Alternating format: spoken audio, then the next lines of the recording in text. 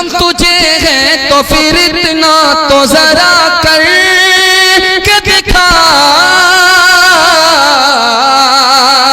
ढोलताशों से तेरे बाप की मैयत को उठा, ढोलताशों से तेरे बाप की मैयत को उठा। हिंदुस्तान में ये मातम, ताजिया, जुलूस, निशान, ये इमाम बाड़ा कैसे आया? आपको सुनकर के हैरत होगी।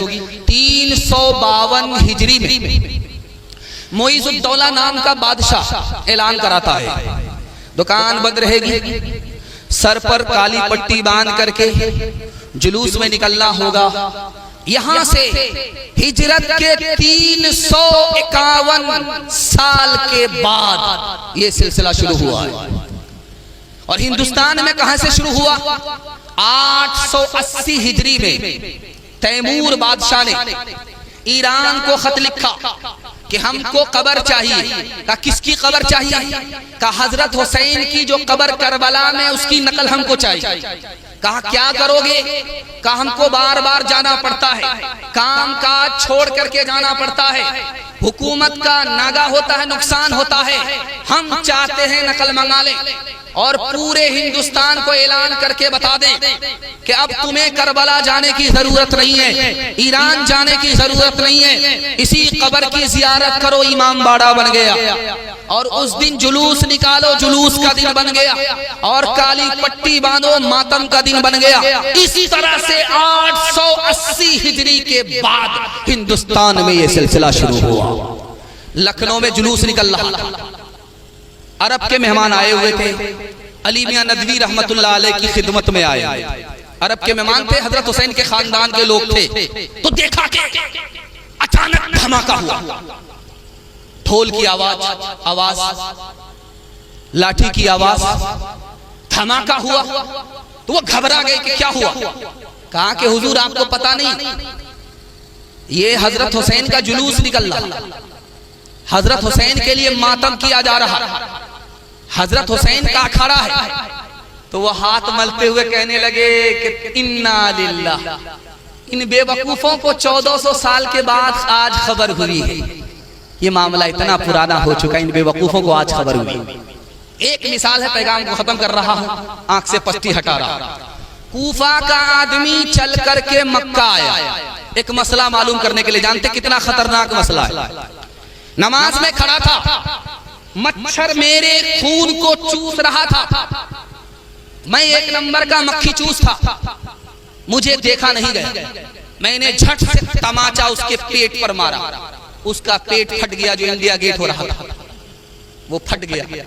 अब वो खून मेरे बदन को लगा, कपड़े को लगा, कपड़ा नापाक हुआ या पाक हुआ, नापाकी के हालत में नमाज हुई कि नहीं हुई, ये मसला पूछने के लिए कूफा से चला है, मक्का आ रहा है, इब्ने उमर की खिदमत में आया। तो कहा कि लोगों, इन मक्कारों को देखो, नवासे रसूल को मदीने से बुलाया, कूफा बुलाया, यसीदी सफ में खड़ा हो गया और सरतन से जुदा कर दिया। उस वक्त मसला मालूम नहीं किया था ये खून हलाल है या हराम है, और मच्छर का मसला मालूम कर रहा है। देखो इन मक्कारों को देखो। मुझे कूफा वालों मुसाफिर न समझो, मैं आया नहीं हूँ, बुलाया गया हो, एक मेहमान बना कर सताया गया हो, मैं रोया नहीं हूँ, रुलाया गया हो। खुदा जाने कैसी है ये मेजबानी, 72 पियासों का है बंद पानी, 72 पियासों का है बंद पानी, मुक़द्दर में है जां मैं कौसर का पीना, मैं प्यासा नहीं हूँ, पिलाया गया हो। जो झुकता था सरबा रिगाहे खुदा में, वही सर कलम हो गया करबला में, वही सर कलम कलम हो गया करबला में, शहादत की मंजिल को पाया है हमने, मैं मुर्दा नहीं हूँ जिलाया गया हूँ। मुहर्रम के महीने में 3 प्रोपगंडे हैं। सबसे पहला प्रोपगंडा यह है, ये मातम का महीना है। दूसरा प्रोपगंडा है आशूरा का दिन जुलूस का दिन है। दोनों बात गलत है। और तीसरा जो जबरदस्त प्रोपगंडा है, उसमें बड़े बड़े लोग भी मुलव्विस हो चुके हैं। वो प्रोपगंडा ये है कि मुहर्रम के महीने में शादी नहीं होती। मैं आपको बताने के लिए जा रहा हूं, 3 शादी 4 शादी मुहर्रम के महीने में इतनी जबरदस्त है कि उससे बढ़कर के कोई शादी इस धरती पर हो ही नहीं सकती। सबसे पहली शादी मुहर्रम के महीने में नबी सल्लल्लाहु अलैहि वसल्लम की हजरत सफिया रजी अल्लाह अन्हा से हुई।